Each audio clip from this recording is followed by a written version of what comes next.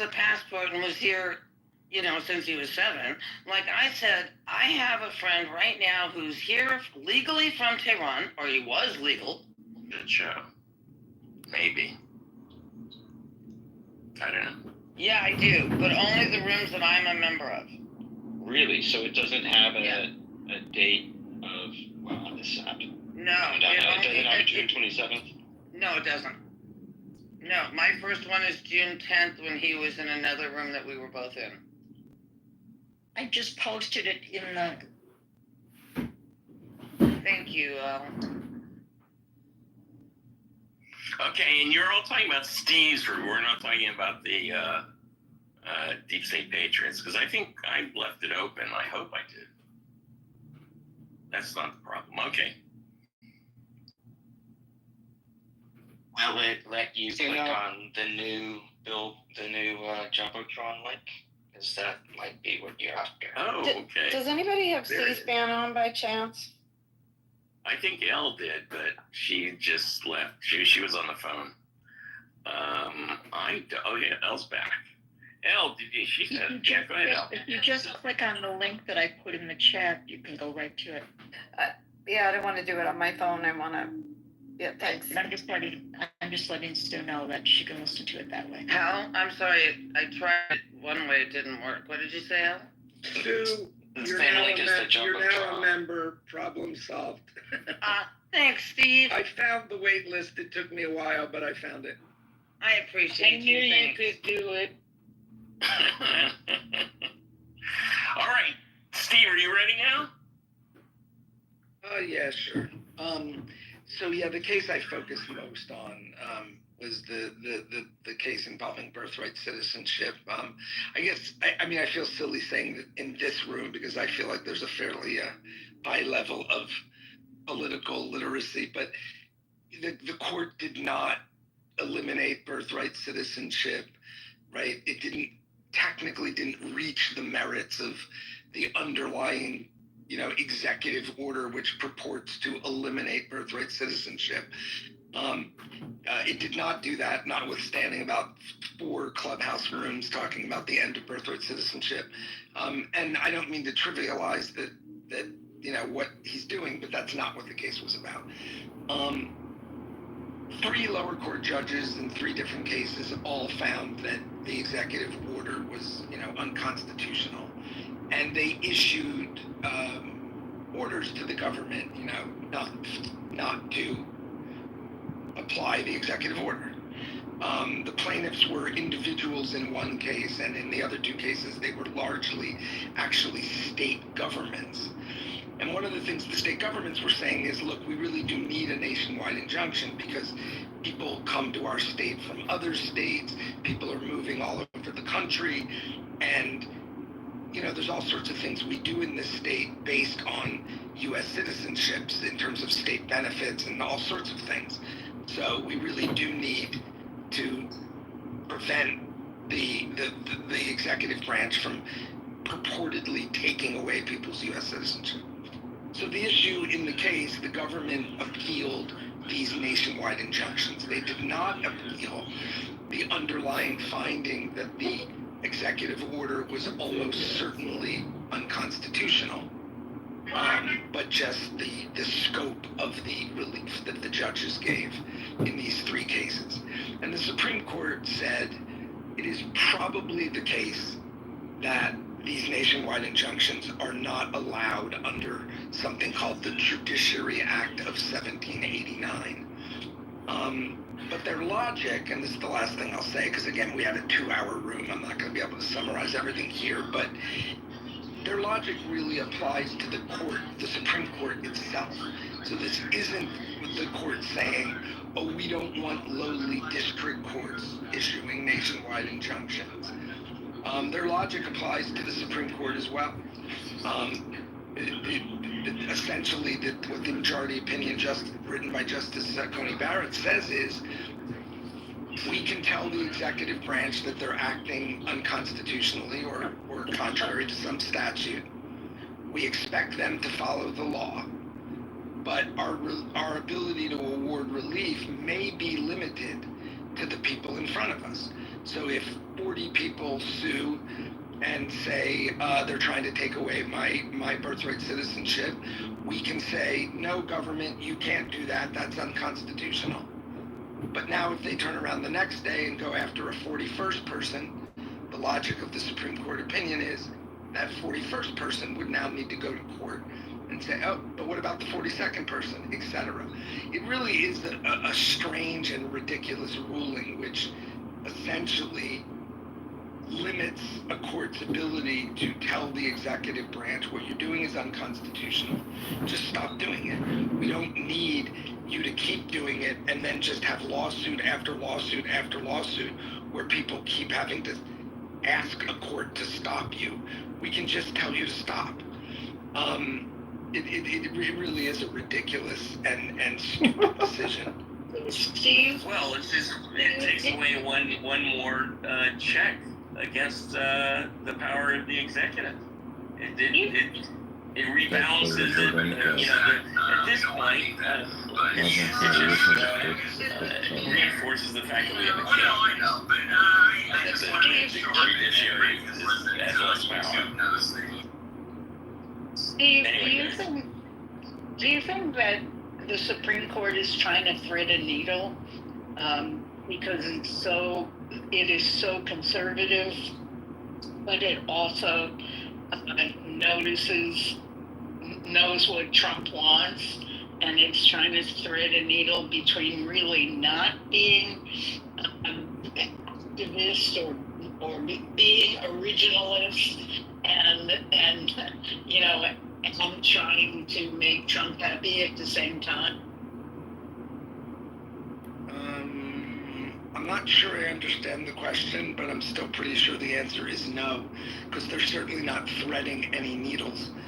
No, I think largely the Supreme Court is empowering him to do whatever he wants. So I certainly wouldn't describe anything they're doing as threading the needle.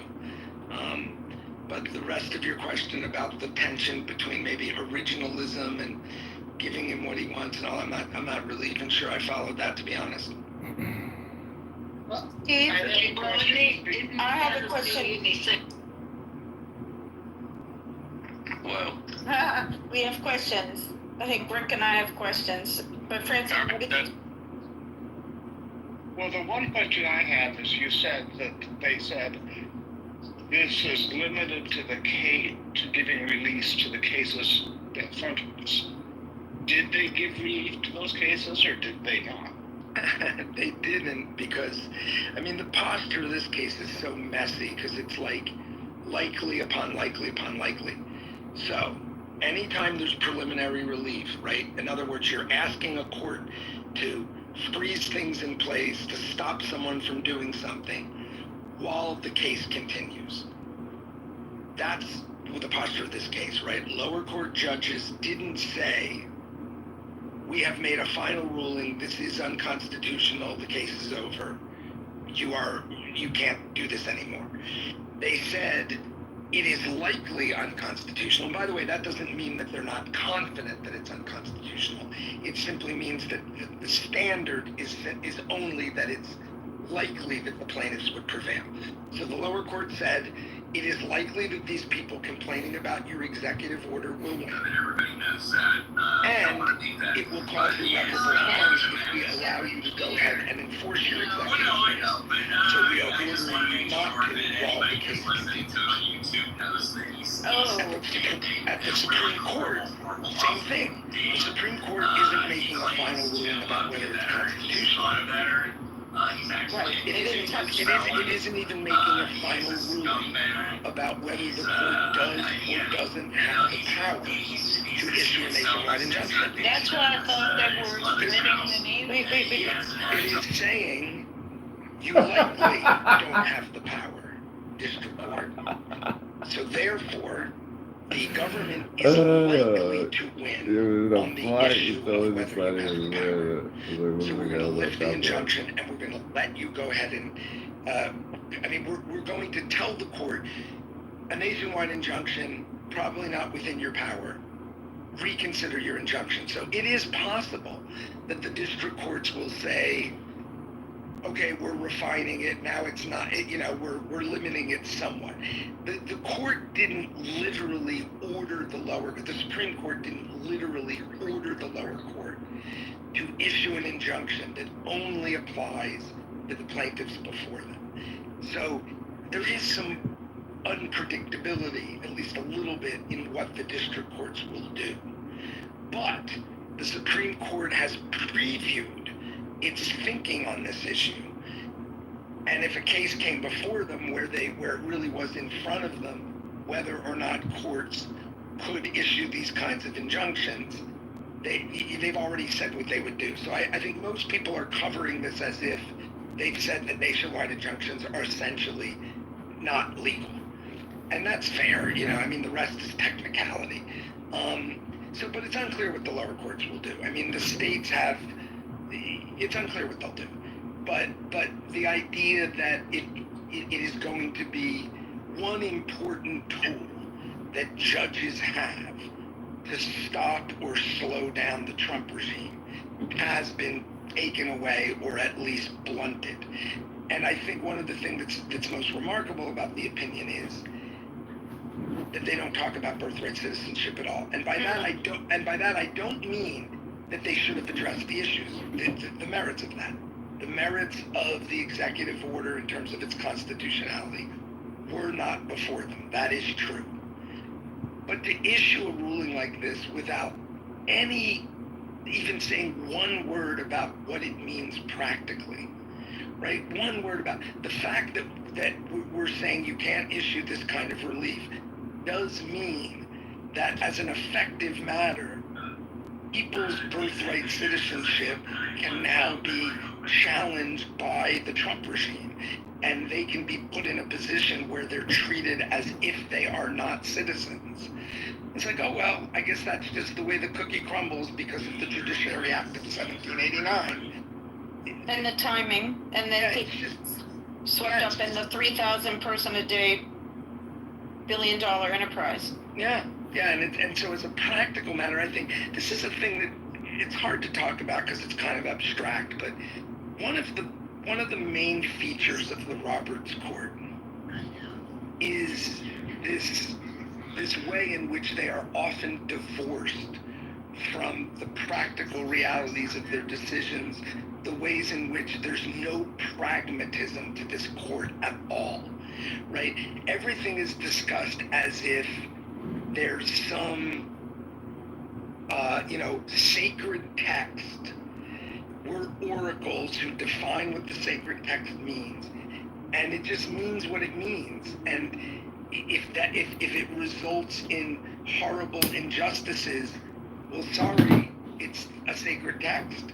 All we can do is define its meaning and then let the chips fall where they may. It really is a distinguishing feature of this court. We were talking in the earlier room about the Grokster case, and I was really struck by how much the court has changed since that opinion was written by Justice Souter. It's a very pragmatic, it's a copyright decision. It doesn't have anything to do with constitutional law, but it's pragmatic. It thinks about what's the results of how we ruled in this case. What will the world look like? Does this make any sense? That kind of thinking is almost completely absent from this court. The abortion decision, the gun decision, any of them, you just sort of look at, has anyone thought about what this is going to mean for the United States and its people? No. I have a question. I have a question on this because I just want to repeat back. They didn't deal with the issue of birthright citizenship. They didn't deal with the constitutionality of the executive order.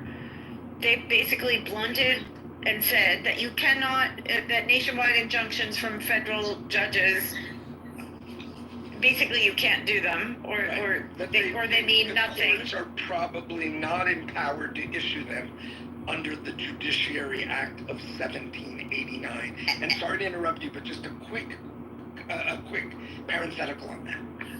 As they do with this originalist approach, which makes no sense, the central question they ask themselves is, were nationwide injunctions or something very analogous to them available in 1789? That's their way of answering the question whether courts today are able to issue these sorts of injunctions, by asking whether courts were doing something like it 245 years ago. When there were only 13 colonies? Sorry, so my follow-up question then is, that means, sorry, because I can't leave the room move on until I understand this, is that, so, and unless you were named in a class action suit specifically, that's already been filed in whatever 28 something or 20 something states, you're not covered by whatever that decision is. And on any other issue, so is it true that this ruling that they made could be extrapolated to all sorts of other issues and not just birthright citizenship, because they left it so vague? No, it's not that they left it vague. The opinion isn't about birthright citizenship. The opinion is about nationwide injunctions. So on any issue, right? It's not tied to absolutely. And how do we get a class action suit for everyone in the country against, here's the big idea of the day, the big bet. Get some billionaire to file a class action suit. You don't need a billionaire, but again, I think the attorney generals of the blue states might be we don't get so into the weeds here. Sorry, Ben, because I don't want to turn this into Supreme Court. No, it's okay. This is good. But it's not so simple in terms of, just the class action of everybody in the country, because the rules for class actions require that all of the plaintiffs be similarly situated. And there could be arguments, I'm not saying they're good arguments, but there could be arguments that you can't simply say, look, this is just for everyone who has birthright citizenship or is born later and has birthright citizenship, because there may be different factual settings under which they obtained birthright citizenship. And I could easily see arguments about, but there's one class of people who were born here with parents who were here illegally, people who were born somewhere else with parents, there's more than one category of birthright citizens.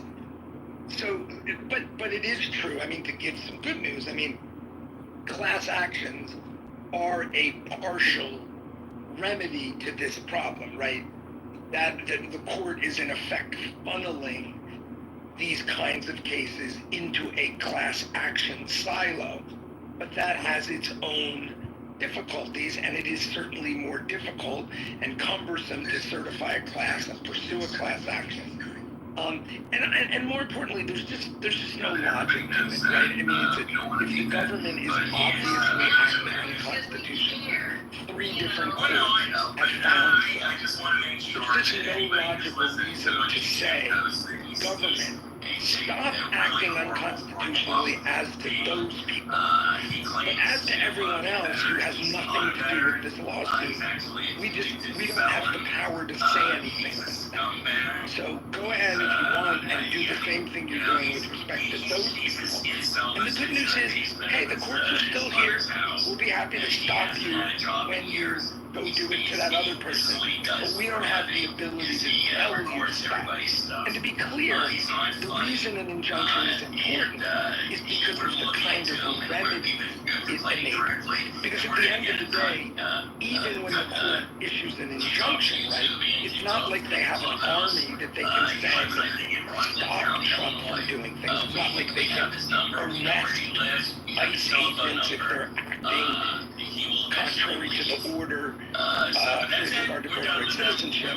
But what they can do is issue contempt and certain kind of penalties. So that's why the injunction is important and is different from simply ruling that something is unconstitutional and you have to stop doing it. The actual injunction gives the court some more teeth to enforce its by eliminating that. And again, Justice Coney Barrett says this in no uncertain terms in her opinion. She literally says, I'm almost quoting, of course the executive branch has to follow the law, but that doesn't mean that this court has the power to force them to. She really is just setting up a system, and it's a vision of the government that some people have. Well, under the separation of powers, the court announces what the law is, the executive is supposed to follow, but the court doesn't actually have the ability to truly force them to. That's where the term constitutional crisis comes from, right? The branches, one branch tells the other branch, I'm responsible for interpreting the law. You are doing something unconstitutional. You are doing something contrary to a statute. And what is the view of some of the people in the Trump regime? Okay, that's interesting. That's the Supreme Court's view of what the law is. We happen to have a different view. So we're going to continue to act in accordance with our view. And now let's see what happens. That's a constitutional crisis. Deliberate approach. Yeah, it's frustrating, and it's I don't know. it's just going. It seems that every decision is being tailored to reinforce Trump's power, and this along with the immunity decision. It's I don't know. It's like how do we fix this? I don't know. Thanks, Steve. Someone did point out that there, and I didn't look this up, but he's a very smart guy, and I should do the research. That there's an old statute on the books that there's supposed to be one Supreme Court justice for every circuit. Yeah. And it increased to 9 at a time when the country had increased to 9 different judicial circuits. But now we have more than 9. We have 13. So one really good argument, so the argument goes, I haven't done the research myself, is that we should just go up to 13 because that would maintain one justice per, but of course, doing that while Trump is the president and the Senate does not help us. The Republicans would not be good for the country. I don't know. Will there ever be reform where we expand the size of the court? I don't know. I hope. We got to do something. I mean, because obviously we now have an entrenched majority that is that's lawless. I mean, that they really reach whatever result they want. When originalism works, originalism's great. When originalism doesn't work, they switch to a different horse. But they always seem to find a quote-unquote principled way to reach exactly the result that politically they favor. It's funny how that works out. So true. Thanks, Steve, and thanks for the stuff. So there's actually I'm like Blake McCarty here. So there is a room called Supreme Court Confidential. Is that what you're doing? Is that what people are talking about? I forget. It's a house. It's been that way for. It's like Deep State Patriots. Is that a room or a club or a house? I don't know why I missed that. Okay, because I thought you were just doing it. All right, because feel free to promote it, because as we promote Dr. Chris. What I will do is I will go. I discovered now, which I really was not focused on, that there's something called a waiting room. Yeah. There are lots and lots of people who are waiting to be members because I guess I have to approve them. So maybe Well, you can change that. There's a. If you go in, but yeah. All right. Thanks, Steve. Okay, I wanted to get to Elle and to Marshall, who haven't spoken. Also, I feel guilty because I was about to call Andrew, because Andrew has been pretty active in the chat room, putting links in there. And Andrew, if you want to come back and explain yourself, talk about some of the links that you put in the chat, we would love that. Anyway, let's go to Elle and then Marshall, and then if Andrew comes back, that would be great too. Hi, you guys. I'm mostly focused right now on the vote in the Senate, and I've been just going back and forth. That's why I was curious if you could give us an update. Yeah, no, they haven't finished voting, so I don't know where they're at. Is that why we can't see them we see them in a little corner? Yeah, voting. they're like kind of walking around, and it's really hard to focus on exactly where they're at. They read the bill, Elle? They read the full? Yeah, they read the whole bill. They're making speeches right now. It's sort of the debate part. I'm sorry, go ahead, whoever was. I was going to say, I talked to Duncan last night, and they should start Votorama around 5 East Coast time.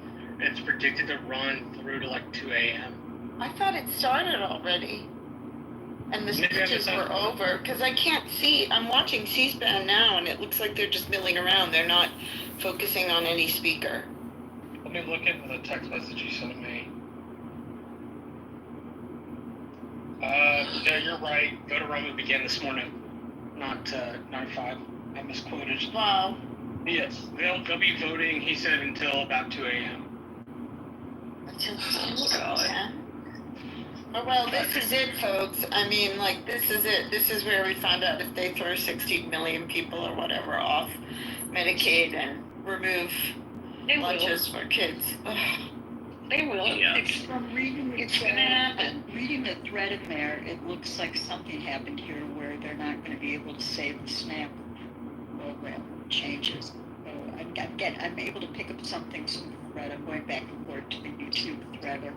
Which SNAP changes? Because Oh, let me tell you that I heard somewhere Lisa Murkowski was able to claw back SNAP funding for her state. Yeah, that changed though because the parliamentarian decided that it was unparliamentary or Unless it was for everyone. Yes, so that didn't work for her. She tried, but it didn't work. So anyway, I'm keeping my eye on it, but they don't have any final vote yet. Go ahead, No, Marshall. they shouldn't. They're not going to have a final vote. My brother said till about 2 a.m. His piece of NASA, NOAA legislation, it'll probably come up at like 9 or 10 to 9. He's been pushing pretty hard to get some research projects from NASA. Mm-hmm.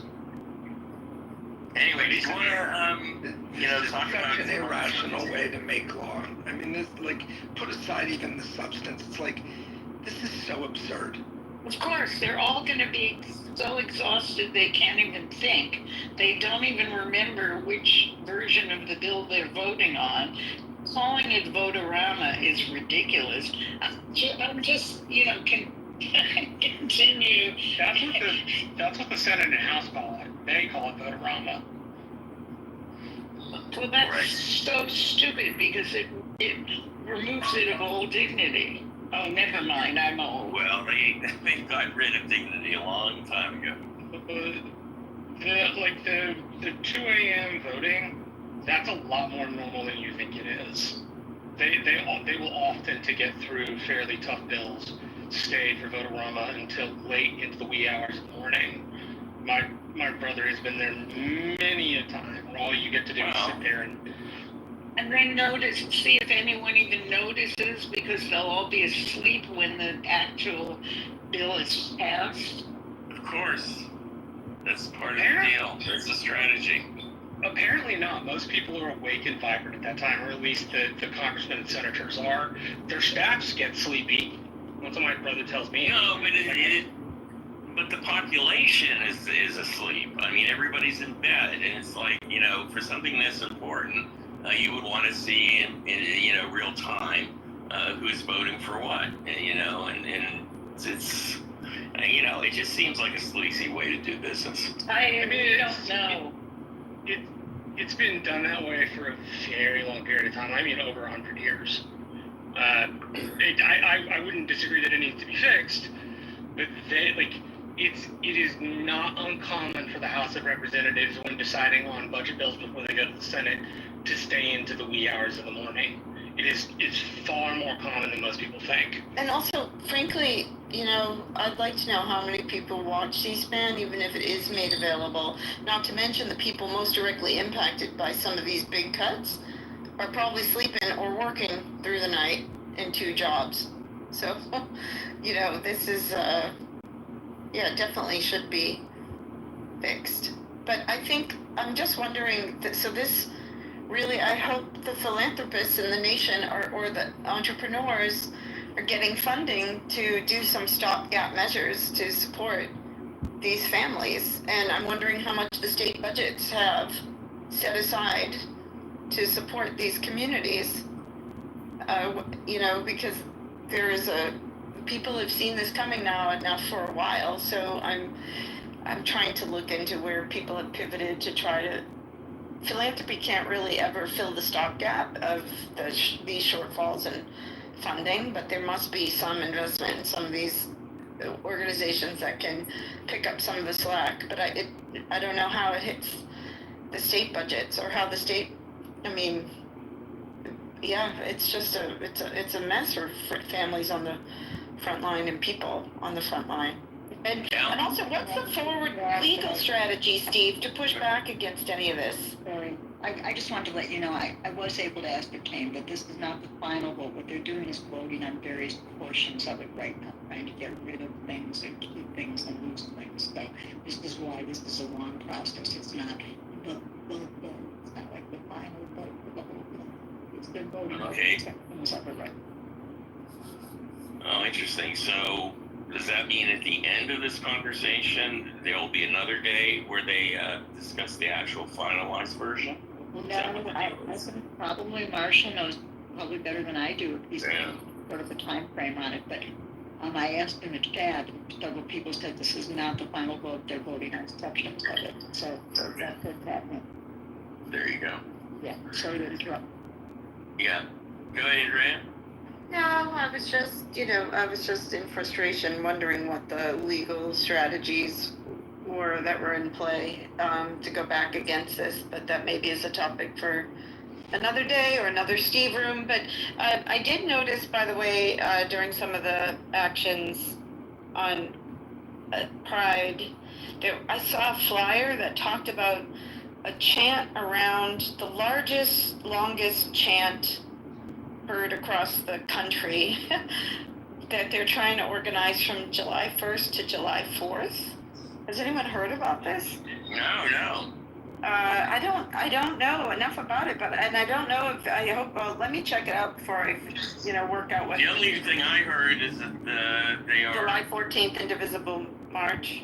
Oh, that, but also the fact that they're suspending a lot of 4th of July celebrations, especially like in Los Angeles, where they're concerned about violence or rioting or whatever.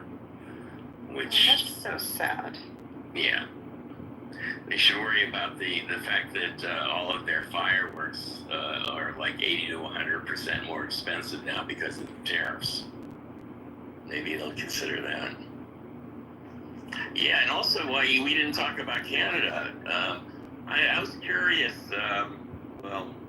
Barbara, that since Carney has taken down the tariffs for I guess it was for digital services that are coming out of America. I thought that was weird because he gave them up instead of saying, pulling a Trump and saying, well, we'll suspend this for 2 weeks while we have a conference. Was there any pushback because he sort of gave up too easily? Can you hear me okay? I'm driving. Yeah. Okay. Yeah, there was definitely pushback and some interpretation around he's putting, kind of the peace, let's collaborate together, being friendly type thing, right? That's his intention. So I think there's a strategy behind it, but certainly it's a bit of a shocker for many Canadians going, what? Because it's so opposite as to our, local premier in Ontario, who is completely standing up against it, So, Andrew, I'm sure is Andrew still in the room? He's down below. That's why I wanted Andrew to come back up.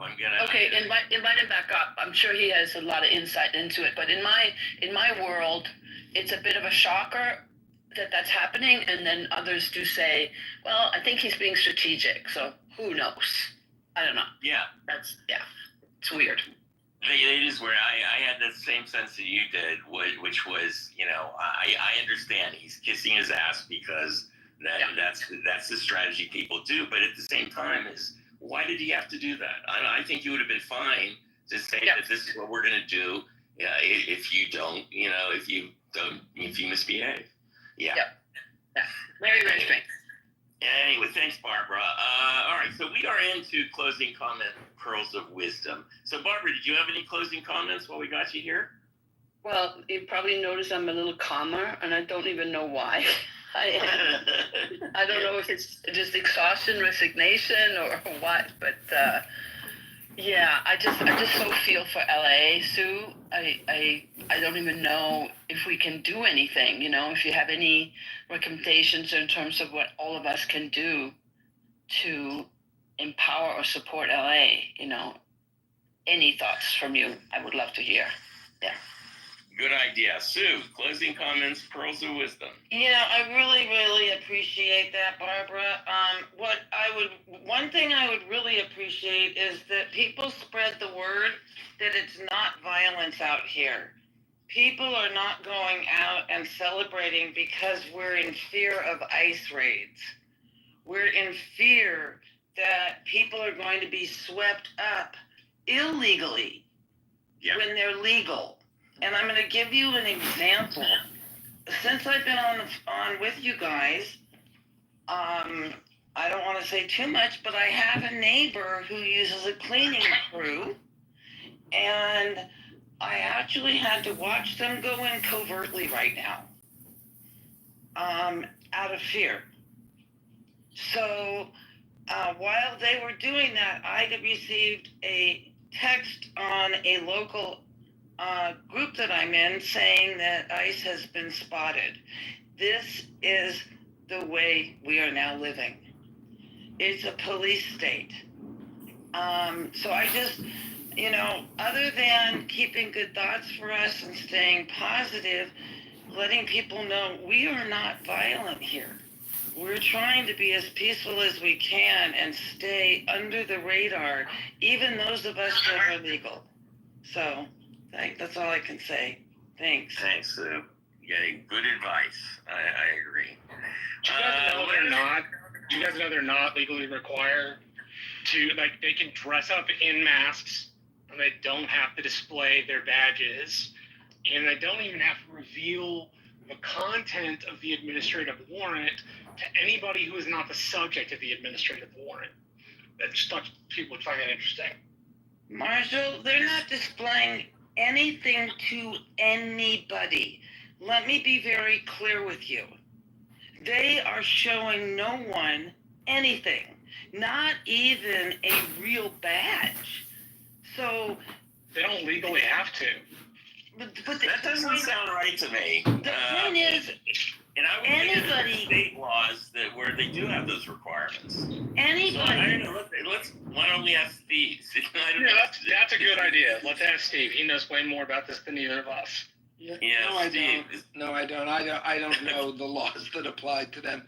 But here's what I do know: whether it's technically good, legal or not, it's not a good idea. I mean, what do I do if someone comes up to me masked in fatigues and says you're under arrest and tries to throw me into a car?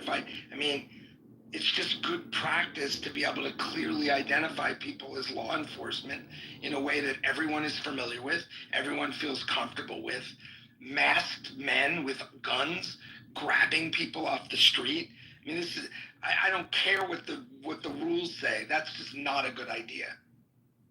Yeah, absolutely. That's, first of all, that is what they did in Germany. And how do you know this person isn't a Proud Boy or an Oath Keeper or some other, fascist? And that's what's happening. They actually are selling sort of fake ICE costumes that people are wearing. And it's, I would not assume if somebody doesn't show any identification, I wouldn't do anything. I don't see why you have any reason why you have to listen to them. Well, because you have more than one of them and they've got guns. But in 2021, there was a law passed called the William. They should say, "I'll wait till the police comes." But there was a law passed in 2021 called the William Thornberry National Defense Authorization Act for fiscal year 2021. which Mhm. states that it is illegal for them to not, or that they have to show identification. I just looked That's at what I thought. We need to do some research because Congress that's passed this law in 2021 requiring all federal agents, including those from ICE, to wear visible identification, including the government agency they represent when undertaking crowd control during protests. ooh, that sounds official, Marshall. That sounded like What do you think protests. about At the very end, the qualifications of protests, not arrests, not apprehensions. So, Yeah. are This we is a big issue. It really is, because that's one of the reasons that's what is that they're doing on purpose to to create fear and to create a provocation. We know what the trick is. Anyway, look who's here. Charlotte's here. Came in the last minute. Elle, did you want to finish up? Did you want to do your closing comment also? Yeah, the only other thing I was going to say was over the weekend I was watching different reels and listening to people talk about this. One thing that I saw was somebody who was posting a particular phone number that immigrants can call to reschedule their appointments to have them be virtual. And they wanted everybody to have that number and to let immigrants know, so that instead of them having to go down for their appointment and then risk being snatched up, there apparently is a loophole where they can supposedly. That's It great. would be fantastic. And then the other thing I heard people talking about was to just really go out on a limb and go there with your immigrant friends to their appointments so that they have representation with an ally. Well, So the last two things I wanted to add. That's what Lander did in New York, remember? Exactly. He was Right. yeah, which I think is great. And I think that that's what we have to look forward to. That's what the confrontation is going to be. There'll be confrontations there.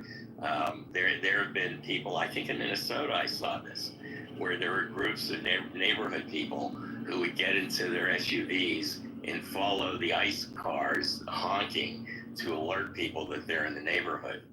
And that was an interesting way to, there were some interesting videos coming out of that. It's just, the whole thing is disturbing. Charla, why don't you say hello and also give us your closing comment, pearls of wisdom? Hi guys. Sorry, been busy. Yeah, we've been missing you. Yes, I've been busy with my apprentice.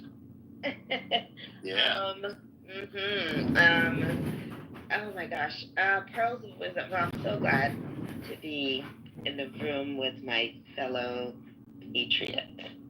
And yes.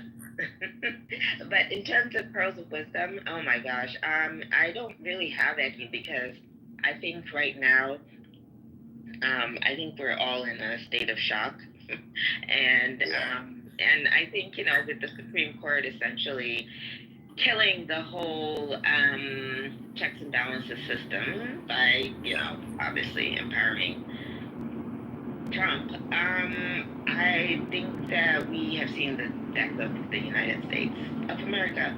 That's my pearls of wisdom. And so I know it's kind of depressing, but it's the reality, unfortunately.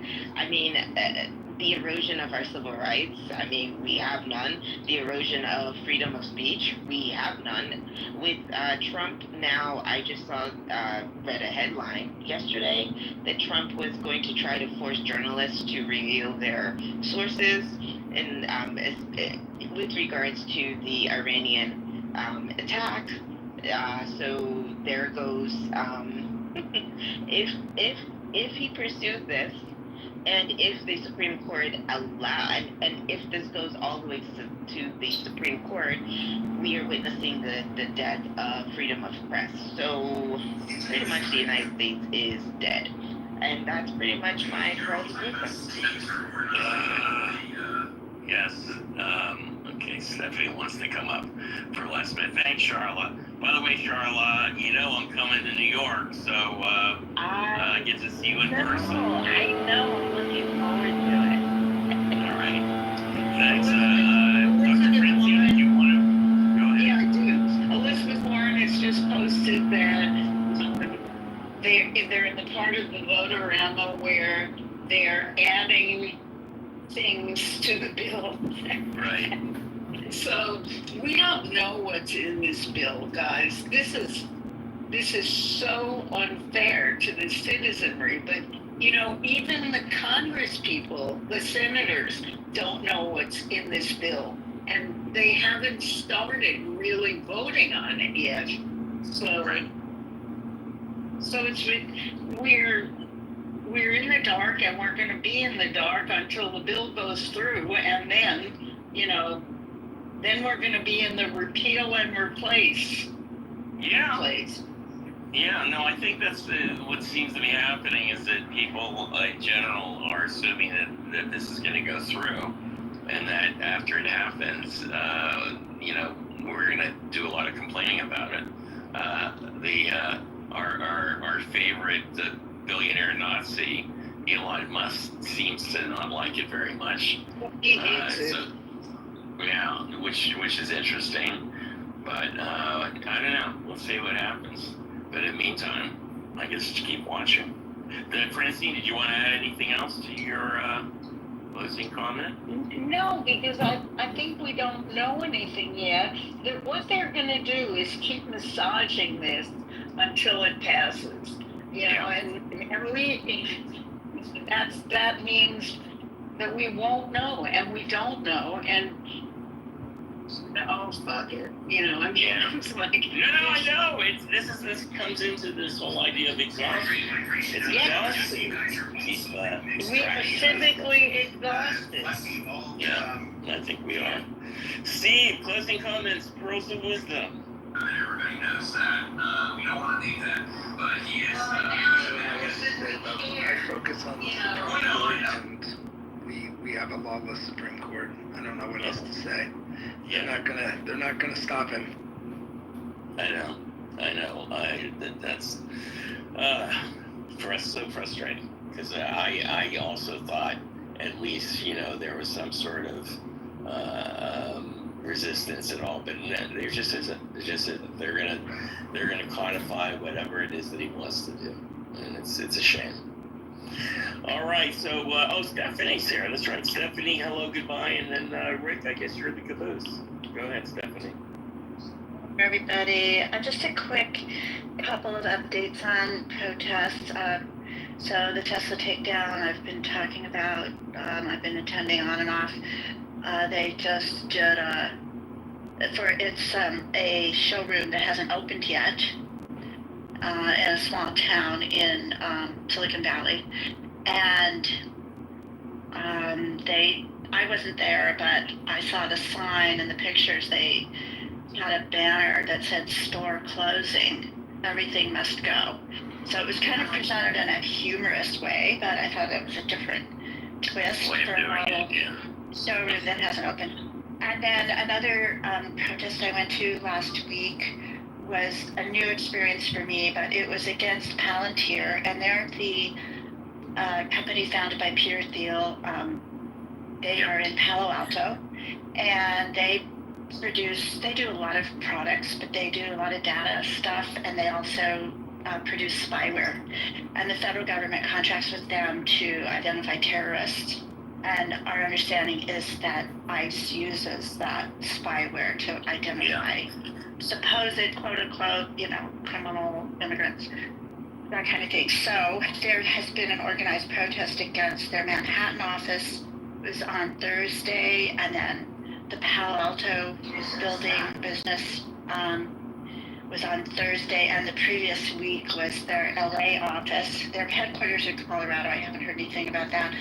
But this where organizers came out from New York for this and San Francisco. All the organizers that were there were clearly people that it was very strategic. All of them were masked. They wore scarves or masks. They had a lot of safety officers, so to speak. They, were in black, but they all had neon yellow or orange vests on.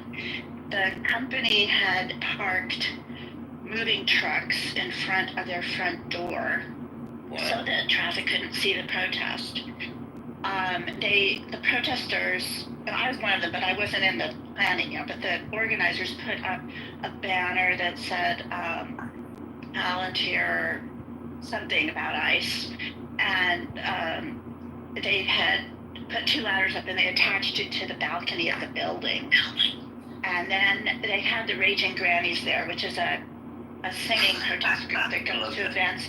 And they sing, they're older women who sing different kinds of protest songs. They go to all kinds of issues, but they were invited to come and sing. So while they were singing, the employees of Palantir grabbed the banner and pulled it to the thing before anyone could catch it. Go to johnkitover.com. So then the organizers had everyone marching around the truck so that the traffic, it was lunch hour, so the traffic could see all the protesters. They had really organized chants. It was just the most strategic, focused, targeted protest I'd ever been to, with using some marginal illegal techniques. We blocked traffic, which was illegal, but there were no police. There was 2 police cars that kind of passively drove by during the 2-hour thing.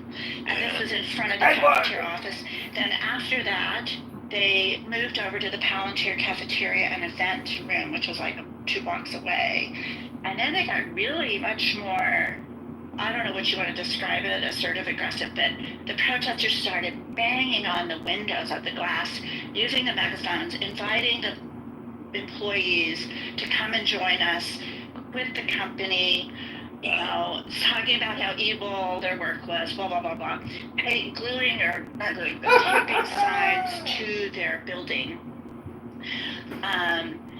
And just a lot of hyping up the protesters, telling them what was going on. The goal of this was they said the stock of Palantir is inflated, falsely inflated, and the goal is to stop the hiring pipeline. They're trying to hire a lot of people right now from college. They said these college students don't really know what they're getting into. We want to stop this hiring pipeline for the company. So that's kind of their goal. And then they have some intel, someone on the inside who notified them that the employees were sent home for the day. So they consider that a victory. So anyway, just wanted to tell you, now, some people feel like this is a misplaced protest, that we shouldn't be protesting a company that just produces a product the government wants or other people want, but we should really be protesting the people that set the policy to buy these products. So my son being one of them, saying you should be protesting in front of the home of the decision makers that decide to hire Palantir's products. That's more effective than protesting Palantir, because any company can make a product the government could buy, So anyway, I just wanted to give you that was a new kind of level I've been to. Yeah, that's it. Yeah, but, everybody work on your health. So if you're not healthy, we don't have you, and we need you to be healthy, and that's it. Thanks. That's true. Thank you. We gotta hydrate, as Empress Ronnie says. No, I think it's really good for us to detail some of the resistance and how it's being done creatively. And we do. We need to make sure that. More what? Excuse me. Say again, Francine. Not hearing it. Anyway, let's go. We're already to the top of the hour, so I want to get out of here. I got some other stuff to do. So Rick, there you are. Oh, wait a second, Rick. Before you start, David hasn't given his closing comment yet. David, closing comment, and then we'll go to Rick. My return trips to Florida seem endless. My dad's back in the hospital this time here. Sorry to hear that.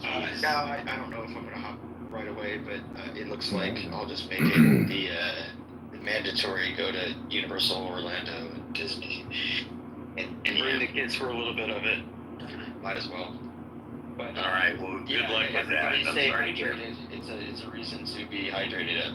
Anyway, I think it's not as urgent as the last time, but everybody stay healthy. And this stress that is coming from a government, I've never conceived of it affecting people's health, but wow. It is. You're absolutely right. I think it does. Thanks, David. Rick, you're up. Yeah. So, well, there's a lot going on here.